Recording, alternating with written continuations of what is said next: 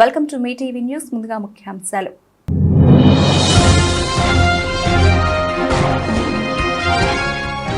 శరణార్థి క్యాంపుపై Israel దాడి, 14 మంది మృతి.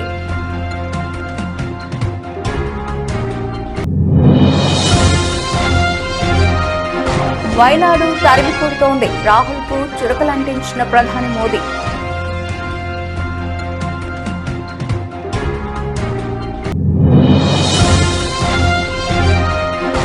ఏపీ అభివృద్ధి పథంలో ముందుకెళ్లాలనేది నా పెద్ద కోరిక, కూటమికి చేకూర్చిన మెగాస్టార్ చిరంజీవి.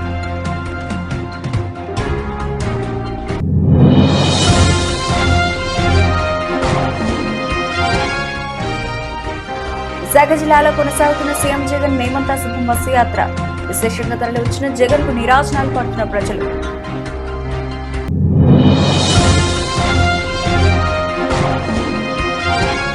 లోక్సభ ఎన్నికల ప్రచారంలో వేగం పెంచిన సీఎం రేవంత్ రెడ్డి, మోహనగిరిలో కొనసాగుతున్న రోడ్ షో.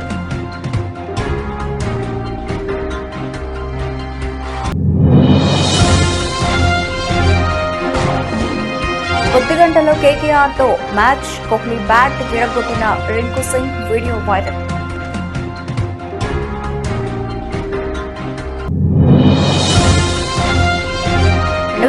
వరకు ప్రభాస్ డైరీ ఫుల్, అప్పటి వరకు కొత్త సినిమాకు నో డేట్స్ అని తేల్చి చెబుతున్న యంగ్ రెబల్ స్టార్.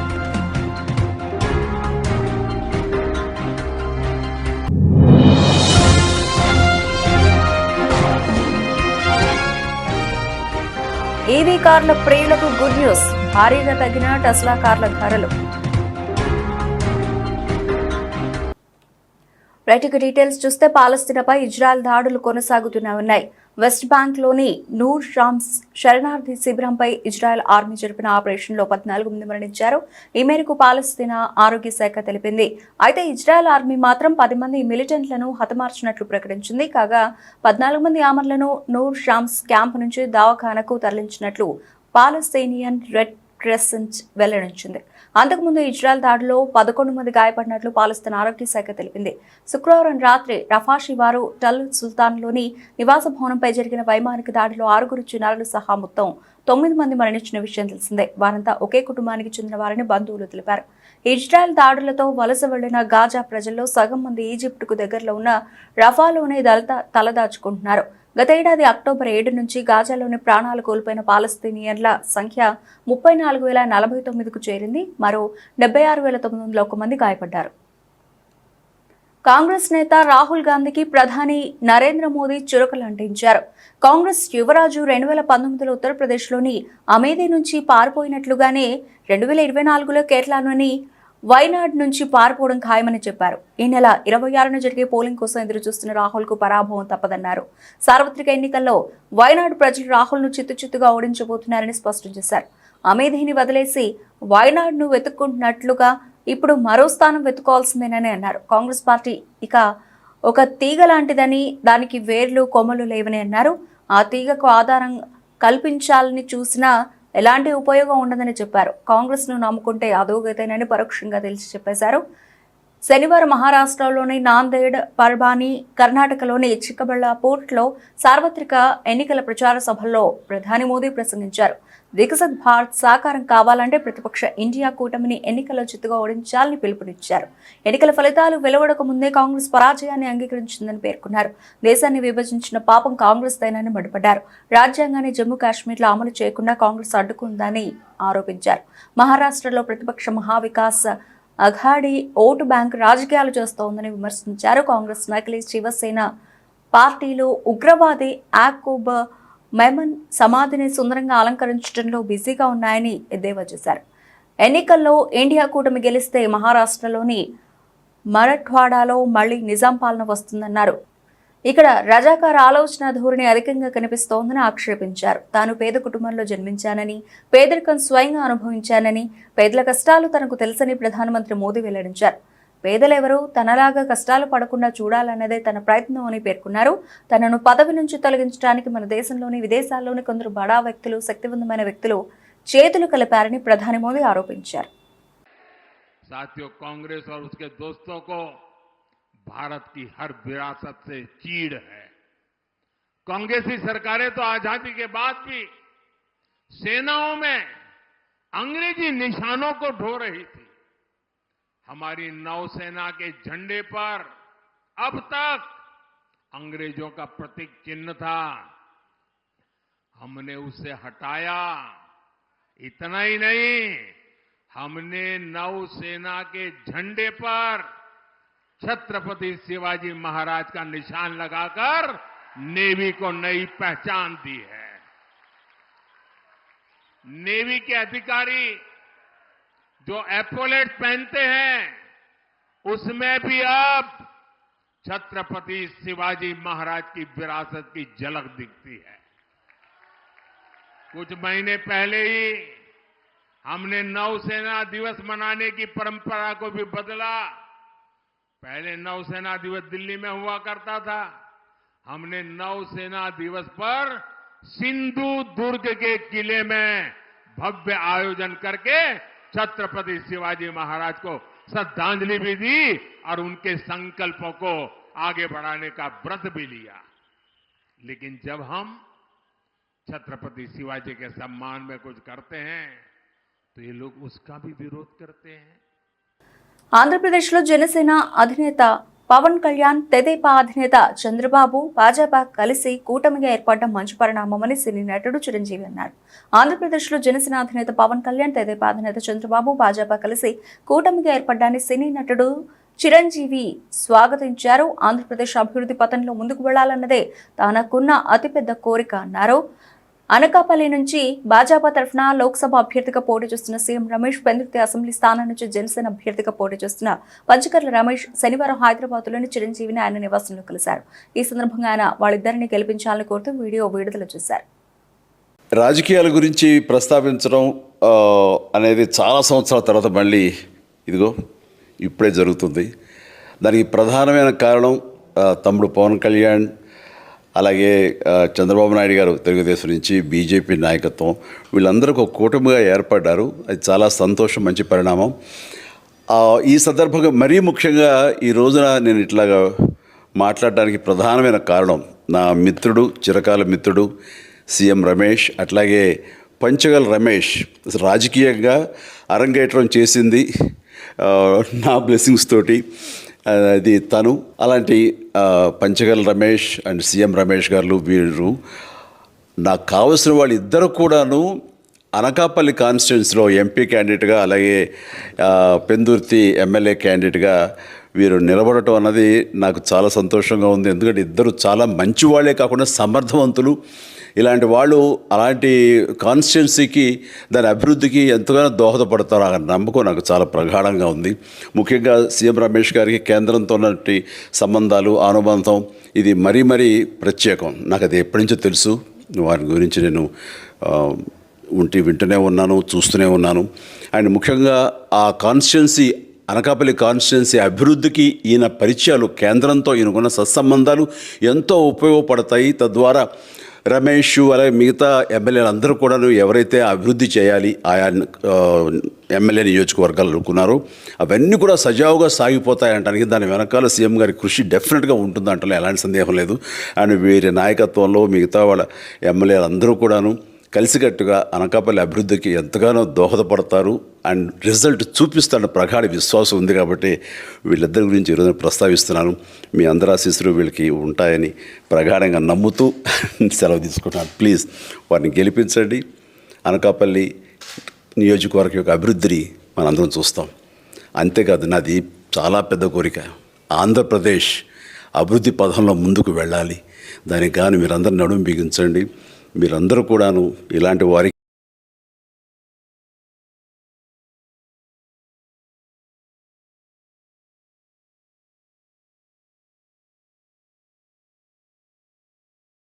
ఏపీలో సార్వత్రిక ఎన్నికల వేళ వైసీపీ అధినేత సీఎం వైఎస్ జగన్మోహన్ రెడ్డి చేపట్టిన మేమంతా సిద్ధం బస్సు యాత్ర 20వ రోజుకు చేరుకుంది.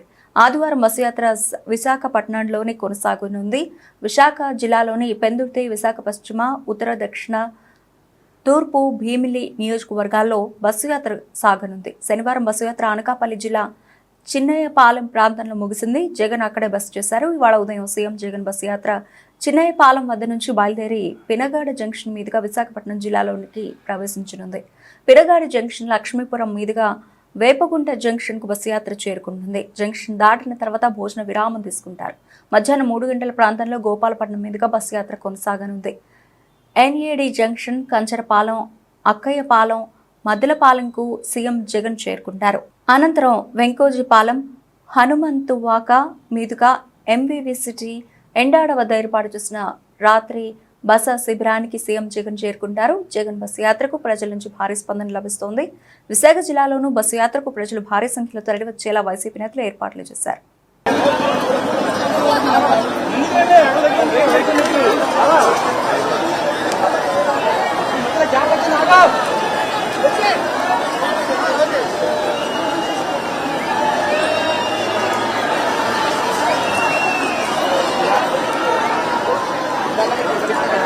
లోక్సభ ఎన్నికల ప్రచారంలో సీఎం రేవంత్ రెడ్డి దూకుడు పెంచారు. మే 13న రాష్ట్రంలోని 17 పార్లమెంటు స్థానాలకు పోలింగ్ జరగనుంది. ప్రస్తుతం అభ్యర్థుల నామినేషన్ల ప్రక్రియ కొనసాగుతోంది. అభ్యర్థుల నామినేషన్ల కార్యక్రమంలో సీఎం రేవంత్ పాల్గొంటూ పార్టీ శ్రేణుల ఉత్సాహాన్ని నింపుతున్నారు. రాష్ట్రంలో 17 నియోజకవర్గాల్లో 14 నియోజకవర్గాల్లో విజయం సాధించేందుకు లక్ష్యంగా కాంగ్రెస్ పార్టీ అడుగులు వేస్తోంది. ఆ మేరకు సీఎం రేవంత్ ఆధ్వర్యంలో కాంగ్రెస్ ముఖ్య నేతలు ప్రయత్నాలు చేస్తున్నారు. ఎన్నికల్లో భాగంగా 15 నియోజకవర్గాల అభ్యర్థులను ప్రకటించిన కాంగ్రెస్ అధిష్టానం మరో 3 నియోజకవర్గాల్లో అభ్యర్థులను ప్రకటించాల్సి ఉంది. నేడు రేపు ఆయా నియోజకవర్గాల్లో అభ్యర్థులను కేంద్ర పార్టీ అధిష్టానం ప్రకటిస్తుందని కాంగ్రెస్ నేతలు పేర్కొంటున్నారు. సీఎం రేవంత్ రెడ్డి లోక్సభ ఎన్నికల ప్రచారంలో వేగం పెంచారు. అభ్యర్థుల నామినేషన్ కార్యక్రమంలో పాల్గొనడంతో పాటు ప్రచార సభల్లో పాల్గొని ప్రసంగిస్తున్నారు. ఈ క్రమంలో ఆదివారం భువనగిరి అభ్యర్థి చామల కిరణ్ నామినేషన్ కార్యక్రమంలో సీఎం రేవంత్ పాల్గొన్నారు. అనంతరం సాయంత్రం 4 గంటలకు జరిగే రోడ్ షో సభలో సీఎం రేవంత్ పాల్గొని ప్రసంగిస్తారు. భువనగిరి సభకు సీఎంతో పాటు మంత్రి కోమటిరెడ్డి వెంకటరెడ్డి కూడా హాజరు కానున్నారు. ప్రచార సభల్లో భాగంగా మాజీ సీఎం కేసీఆర్, ప్రధాని మోదీలపై రేవంత్ రెడ్డి విమర్శలు గుప్పిస్తున్నారు. హామీల అమలుపై కూడా స్పష్టమైన ప్రకటనలు చేస్తున్నారు. ఆగస్టు 15 లోపు రైతు రుణమాఫీ చేస్తామంటూ రేవంత్ స్పష్టం చేశారు. తమ 100 రోజుల పరిపాలనతో పాటు కేంద్రంలో కాంగ్రెస్ వస్తే ఏం చేస్తుందనే విషయాన్ని జనంలోకి రేవంత్ రెడ్డి తీసుకెళ్తున్నారు. ఐపీఎల్ 17వ సీజన్లో మ్యాచ్లు రసవత్తరంగా సాగుతున్నాయి. దాదాపుగా అన్ని జట్లు సగం మ్యాచ్లను ఆడేశాయి. ఇప్పుడు ప్రతీకార మ్యాచ్లకు తెరలేసింది. సొంత మైదానంలో కోల్కతా నైట్ రైడర్స్ చేతిలో ఓటమిని చవిచూసిన రాయల్ ఛాలెంజర్స్ బెంగళూరు జట్టుకు ప్రతీకారం తీర్చుకునే అవకాశం వచ్చింది. ఆదివారం మధ్యాహ్నం కోల్కతాలోని ఈడెన్ గార్డెన్స్ వేదికగా ఇరు జట్లు తలపడనున్నాయి. కొద్ది గంటలో మ్యాచ్ అనగా విరాట్ కోహ్లీ బ్యాట్ను రింకు సింగ్ విరగొట్టాడు. ఐపీఎల్ 17వ సీజన్లో భాగంగా మార్చి 29న బెంగళూరులోని చిన్నస్వామి స్టేడియంలో కేకేఆర్, ఆర్సీబీ జట్లు తలపడ్డాయి. ఈ మ్యాచ్లో విరాట్ కోహ్లీ రాణించడంతో మొదట బ్యాటింగ్ చేసిన ఆర్సీబీ నిర్ణీత 20 ఓవర్లలో 6 వికెట్లు కోల్పోయి 182 పరుగులు చేసింది. ఈ లక్ష్యాన్ని కోల్కతా 16.5 ఓవర్లలో 3 వికెట్లు కోల్పోయి ఛేదించింది. ఈ మ్యాచ్ అనంతరం రింకు సింగ్కు కోహ్లీ తన బ్యాట్ను బహుమతిగా ఇచ్చాడు. मेरा बैट विनर ने तोड़ दिया तुमने कहाँ से टूटा ये फट गया पूरा इधर तो मैं क्या करूँ भाई कुछ नहीं मैं बता रहा था तो कोई नहीं ठीक है बता दिया तूने बढ़िया मुझे इन्फॉर्मेशन नहीं चाहिए बेकार बैट है यार भेज रहे हो किसको भेज रहे हो यार एक मैच पहले ले गया तू बैट 2 मैच में तो 2 बैट मैं तेरी वजह से ना जो मेरी बाद में हालत होती है ना आपकी कसम खा रहा हूं मैं खुद नहीं छूट के रिश्ते में आपको दिखा दूंगा. బాహుబలి సినిమాతో ప్రభాస్ పాన్ ఇండియా స్టార్ అయిపోయాడు. బాహుబలి ది కన్క్లూజన్ తర్వాత ఆయన నటించిన చిత్రాలన్నీ పాన్ ఇండియా స్థాయిలో విడుదలైనవే. అయితే వీటిలో చాలా వరకు బాక్సాఫీస్ వద్ద ఆశించిన స్థాయిలో విజయం సాధించలేదు. అయితే కూడా ప్రభాస్ ఇమేజ్కి కొంచెం కూడా డ్యామేజ్ కాలేదు. ఇంకా చెప్పాలంటే పాన్ ఇండియా నుంచి పాన్ వరల్డ్కి ఆయన మార్కెట్ పెరిగిపోయింది. ప్రస్తుతం ఏ పాన్ ఇండియా హీరో చేతిలో లేనన్ని సినిమాలు ప్రభాస్ చేతిలో ఉన్నాయి. ఇప్పుడు కొత్తగా ఏ డైరెక్టర్ అయినా ప్రభాస్తో సినిమా చేయాలంటే మరో 2 ఏళ్ల వరకు ఆగాల్సిందే. 2026 వరకు ఆయన డైరీ ఖాళీగా లేదు. ప్రభాస్ ప్రస్తుతం కల్కి 2898 సినిమాలో బిజీగా ఉన్నారు. ఈ చిత్రం ఈ ఏడాదిలోనే రిలీజ్ కానుంది. దీంతో పాటు మారుతి దర్శకత్వంలో రాజాసాబ్ చిత్రం చేస్తున్నాడు. ప్రస్తుతం ఈ మూవీ షూటింగ్ కూడా శరవేగంగా జరుగుతోంది. ఆ తర్వాత సందీప్ రెడ్డి వాంగాతో ఓ సినిమా చేయనున్నాడు. ఈ చిత్రానికి స్పిరిట్ అనే టైటిల్ ఖరారు చేశాడు. ఇది కూడా పాన్ వరల్డ్ స్థాయిలో రిలీజ్ చేయనున్నారు. వీటితో పాటు సలార్ సీక్వెల్ ఉంది. ప్రశాంత్ నీల్ దర్శకత్వం వహించే ఈ చిత్ర షూటింగ్ కూడా ఈ ఏడాదిలోనే ప్రారంభమయ్యే అవకాశం ఉంది. ప్రస్తుతం ప్రీ ప్రొడక్షన్ పనులు జరుగుతున్నాయి. అలాగే కల్కి చిత్రానికి కూడా రెండో భాగం ఉంది. వీటితో పాటు మంచు విష్ణు హీరోగా తెరకెక్కుతున్న కన్నప్పలోనూ ప్రభాస్ ఓ కీలక పాత్ర పోషించబోతున్నట్లు వార్తలు వస్తున్నాయి. ఈ చిత్రాలన్నీ పూర్తవడానికి కనీసం 2 ఏళ్ల సమయం పడుతుంది. ఆ తర్వాత అనురాఘవ్ పొడితో ఓ సినిమా చేయబోతున్నాడు. ఈవీ దిగ్గజ సంస్థ టెస్లా కార్ల ధరలను తగ్గించినట్లు తన అధికారిక వెబ్సైట్ ద్వారా తెలిసింది. సంస్థ తయారు చేసిన మోడల్ YXS వాహనాల ధరలను తాజాగా $2,000 చొప్పున తగ్గించినట్లు పేర్కొంది. టెస్లా ధరలు తగ్గించిన అనంతరం మోడల్ Y బేస్ వేరియంట్ ధర ₹35 లక్షలు, ప్రీమియం మోడళ్ల ధర ₹40 లక్షలు, ₹43 లక్షలు చేరుకున్నట్లు తెలిసింది. మోడల్ S ప్రైమరీ ఎడిషన్ ₹60 లక్షలు, ఫ్లాయిడ్ వేరియంట్ ధర ₹73 లక్షలకు చేరింది. మోడల్ X బేస్ వేరియంట్ ధర ₹65 లక్షలు, ఫ్లాయిడ్ వేరియంట్ ధర ₹77 లక్షలుగా ఉంది. టెస్లా చీఫ్ ఎలన్ మాస్క్ ఈ నెలలో భారత్లో పర్యటించనున్నారనే వార్తలు ఇటీవల వైరల్గా మారాయి. ఈ మేరకు వీటిని ధృవీకరిస్తూ మాస్క్ ట్విట్టర్ వేదికగా స్పందించారు. అయితే తాజాగా ఆ పర్యటన వాయిదా వేయబోతున్నట్లు వార్తలు వస్తూ ఉన్నాయి. ఏప్రిల్ 23న అమెరికాలో టెస్లా ఇన్వెస్టర్ల సమావేశం ఉండడంతో ఈ పర్యటన వాయిదా పడిందని కొన్ని మీడియా సంస్థల్లో కథనాలు వస్తున్నాయి. అయితే ఈ మేరకు కంపెనీ వర్గాల నుంచి ఎలాంటి అధికారిక ప్రకటన వెలువడలేదు. మస్క్ భారత్లో ₹16,000 కోట్ల పెట్టుబడులు పెట్టేందుకు సిద్ధంగా ఉన్నట్లు సమాచారం. టెస్లా కంపెనీని భారత్లో ప్రవేశించేలా చేసేందుకు నిబంధనల్లో మార్పులు తీసుకురావాలని మస్క్ గతంలో ప్రధానితో పాటు ఇతర కేంద్ర మంత్రులు అధికారులతో సమావేశమైన సంగతి తెలిసిందే. విదేశీ కంపెనీలు భారత్లో ప్రవేశించేందుకు లైన్ క్లియర్ చేస్తూ కేంద్రం కొత్త ఈవీ పాలసీను రూపొందించింది. ఈ మేరకు కేంద్రం ఇటీవల ఆటోమొబైల్ తయారీ కంపెనీల అభిప్రాయాలను సైతం తీసుకున్నట్లు ప్రకటించింది. మంగళగిరి రూరల్ పోలీస్ స్టేషన్లో మాజీ ముఖ్యమంత్రి చంద్రబాబు నాయుడుపై ఐపీసీ 420 సెక్షన్ 405 కింద ఫిర్యాదు చేశారు political co analyst Rakesh Kumar. Political analyst వద్ద నుండి అనేక కాన్సెప్ట్లను దొంగతనం చేసిన వ్యక్తి చంద్రబాబు నాయుడు అని ఆయన ఆరోపించారు. అమరావతి రైతుల స్ట్రాటజీ కాన్సెప్ట్ను తన వద్ద నుండి దొంగతనం చేసిన వ్యక్తి చంద్రబాబు అమరావతి రైతులను పూర్తిగా వదిలేశారు. అమరావతి రైతుల పీకలు కోసింది చంద్రబాబు నాయుడే. అమరావతి రైతులను పేడ టెస్టులుగా చేసింది చంద్రబాబు నాయుడు. ఇప్పుడు రాష్ట్ర ప్రజలందరినీ విజన్ అనే కొత్త కాన్సెప్ట్తో మోసం చేస్తోంది చంద్రబాబు నాయుడు. ప్రజాకోర్టులో చంద్రబాబుపై నేను పోరాడతా అంటూ రాకేష్ సంచలన ఆరోపణలు చేశారు. నన్ను నా కన్సల్ట్ తీసుకోవాలి డెఫినెట్లీ. సరే ఓకే, నువ్వు అన్యాయం చేసావు, నువ్వు చేసావు, ఏమైంది? ఎందుకు ఆపావు? మరి ప్లాన్ బి ప్లాన్ సి ఎక్కడ ఉంది? What was plan B and plan C? అక్కడి నుంచి ముందుకు plan B plan C implement చేయలేదు కాబట్టి మీ దాన్ని చేసినట్టు నేను అనేది నేను సగం చెప్పాను, డిస్కషన్స్లో ఉంది. నువ్వు ఇంప్లిమెంట్ చేసావు, తర్వాత కూడా మీతో ట్రావెల్ నువ్వే ఫోన్ చేసావు, నువ్వే చెప్పావుగా, మెసేజ్ పెట్టావుగా. అశోక్ బాబు పార్టీ ఆఫీస్ ఇన్ఛార్జ్ మెసేజ్ పెట్టాడు, I like your philosophy, let us start discussions అని పెట్టాడు. వెళ్ళాను నేను మళ్ళీ. ఇప్పుడు నేను డిటాచ్ అవ్వలేదు కదా. 2023 జూన్ దాకా వాళ్ళతోనే ఉన్నాను. బయట నుంచి చాలా అవుతున్నాను. అంటే వీళ్ళు మోసగాళ్ళు అని తెలిసి కూడా చూద్దాం వీళ్ళ నాటకాలు ఏందో, ఎంతకాలం వేస్తారో చూద్దాం ఓపిక పట్టున్నాను. అగ్రిమెంట్ అవ్వలేదు. నేను చెప్తున్నా కదా అగ్రిమెంట్ అవ్వలేదని చెప్తున్నా. జరిగిన ఎవిడెన్సెస్ ఉన్నాయి క్లియర్గా, నాదని చెప్తున్నాను. లేదు పాయింట్ మీది కాదు వేరే వాళ్ళు చెప్పారు అంటే వాళ్ళు బయటికి రావచ్చు. వాళ్ళు ఎవరో క్వశ్చన్స్ బయట కూర్చుందాం, ప్రజల్లో తీర్చుకుందాం అంటే తేల్చుకుందాం. లేదు కోర్టులో అంటే కోర్టులో I'll fight out. Chandrababu Naidu గారు సీఎం అయినా అవ్వకపోయినా I'll fight out. It is a process. న్యాయం జరుగుతుందా తర్వాత సంగతి ప్రజలకు కూడా తెలియాలి కదా. ఇప్పుడు చంద్రబాబు నాయుడు పిఏ రాజగోపాల్కి కమిషన్ వద్దు, అశోక్ బాబుకి ల్యాప్టాప్ వద్దు. అర్థమైందా ఏ పరిస్థితుల్లో ఉన్నారో మీరు? ఏం జరుగుతుందో అసలు?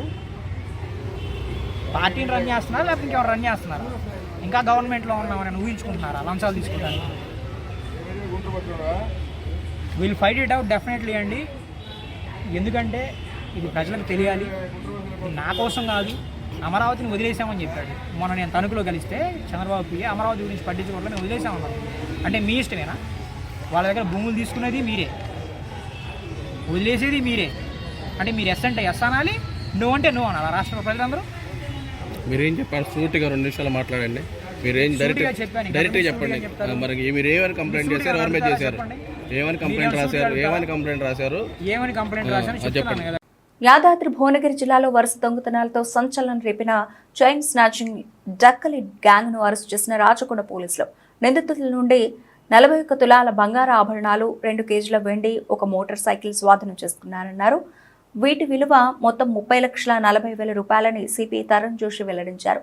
నిందితులు ఆంధ్రప్రదేశ్ పల్నాడు జిల్లాకు చెందిన పొట్టేటి మరియాదాస్, పోటెత్తి శాంతయ్య, మరో 2 నిందితులు యాదాద్రి భువనగిరి జిల్లా దత్తప్పగూడెం చెందిన కర్ణి లక్ష్మి, మరొకరు అమ్మనబోలు గ్రామానికి చెందిన బాణాల రాజేష్గా గుర్తించిన పోలీసులు నిందితులపై కేసు నమోదు చేసి రిమాండ్కు తరలించినట్లు సిపి తరుణ్ జోషి తెలిపారు. కేసును ఛేదించిన పోలీసు సిబ్బందిని సిపి అభినందించారు.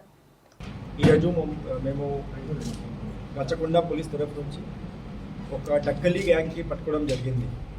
మాకు లాస్ట్ ఆల్మోస్ట్ 3 వీక్స్లో స్పెషలీ భువనగిర్ యాదాద్రి జోన్లో చాలా స్నాచింగ్ ఇన్సిడెంట్స్ జరిగింది. ఆల్మోస్ట్ ఇది 27th మార్చ్ నుంచి 10 ఇన్సిడెంట్స్ అయింది. Almost like back to back 9 incidents snatching జరిగింది. జనరలీ ఇప్పుడు సమ్మర్ సీజన్ ఉంది. మన అబ్జర్వేషన్ ఏమిటి, ఇది పబ్లిక్ కూడా పైకాపు నిద్రిస్తున్నారు. సో అది రూఫ్ టాప్లో అది అన్ని మొత్తం ఫ్యామిలీ కలిపి అక్కడ నిద్రిస్తున్నారు. సో వాళ్ళకి కింద ఎవరు లేదు. సో ఈ ఇష్యూకి కొంచెం బెనిఫిట్ తీసుకొని ఒక మంచి మెయిన్ అక్యూజ్ పర్సన్ ఉన్నారు,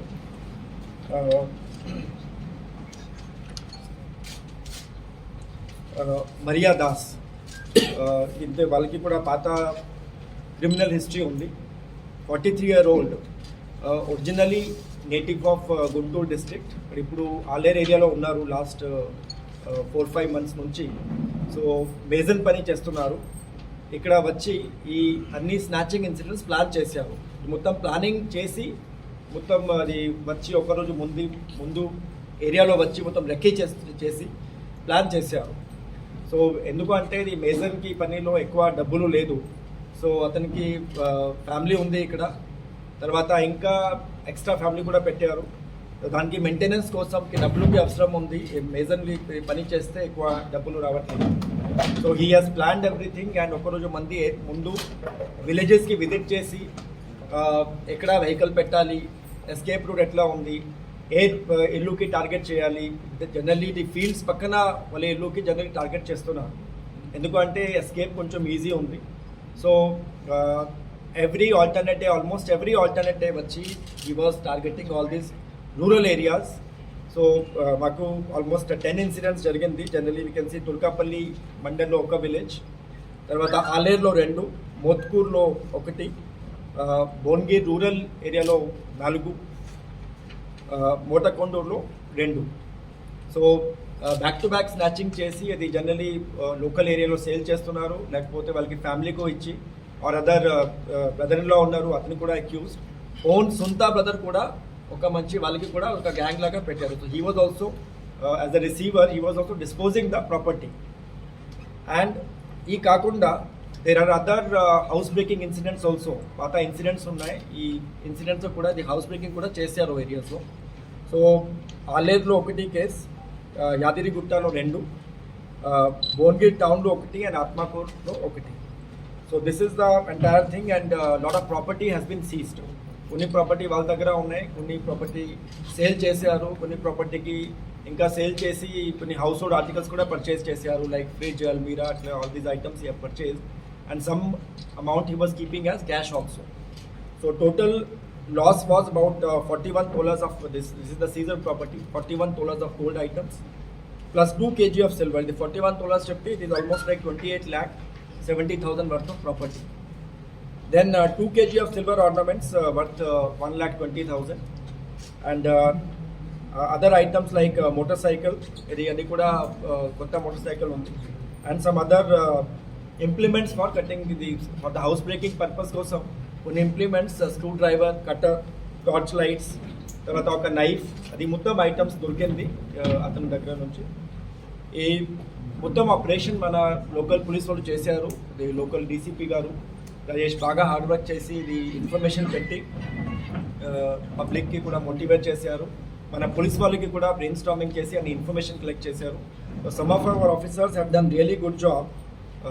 ఎస్పెషలీ హెడ్ కానిస్టేబుల్ ఉన్నారు శ్రీనివాస్, తర్వాత Pradeep, Giri, Ravi Nayak and 1 lady officer Kumari Mallika, ఇన్ని కలిపి plus the local officers, ACP.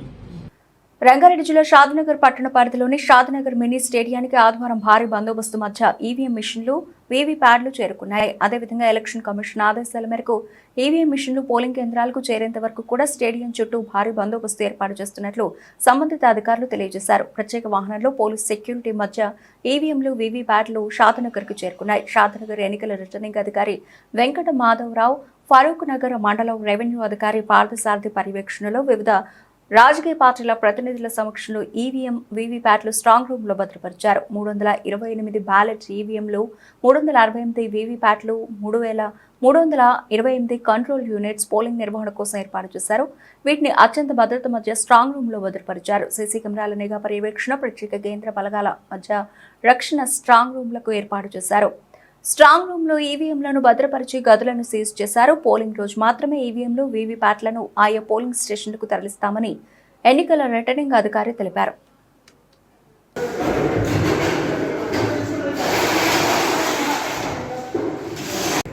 ఈరోజు అసెంబ్లీ షాద్నగర్ నియోజకవర్గానికి సంబంధించి 11 నవంబర్ పార్లమెంట్కి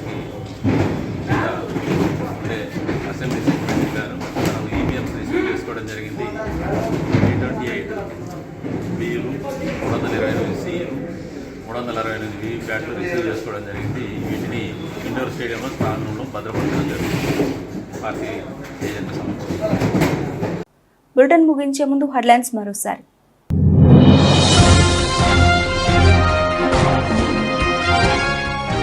శరణార్థి క్యాంపుపై ఇజ్రాయెల్ దాడి, 14 మంది మృతి.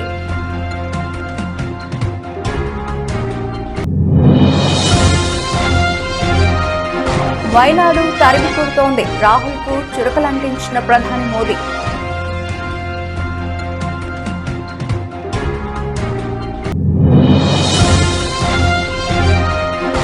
ఏపీ అభివృద్ధి పథంలో ముందుకెళ్లాలనేది నా పెద్ద కోరిక, కూటమికి చేకూర్చిన మెగాస్టార్ చిరంజీవి.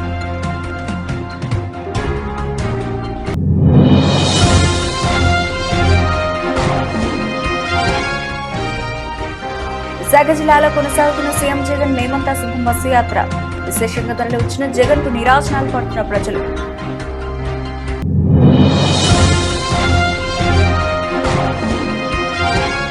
లోక్సభ ఎన్నికల ప్రచారంలో వేగం పెంచిన సీఎం రేవంత్ రెడ్డి, మోహనగిరిలో కొనసాగుతున్న రోడ్ షో.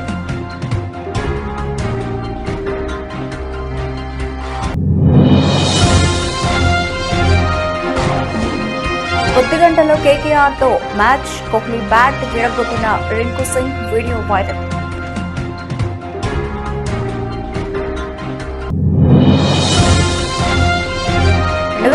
వరకు ప్రభాస్ డైరీ ఫుల్, అప్పటి వరకు కొత్త సినిమాకు నో డేట్స్ అని తేల్చి చెబుతున్న యంగ్ రెబల్ స్టార్.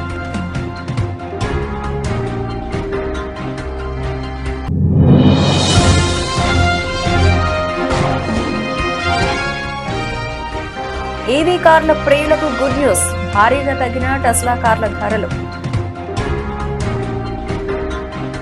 ఇవి ఇప్పటివరకు నడిచిన అప్డేట్స్. మరిన్ని అప్డేట్స్ తో మళ్ళీ కలుద్దాం. అంతవరకు సెలవు, నమస్తే.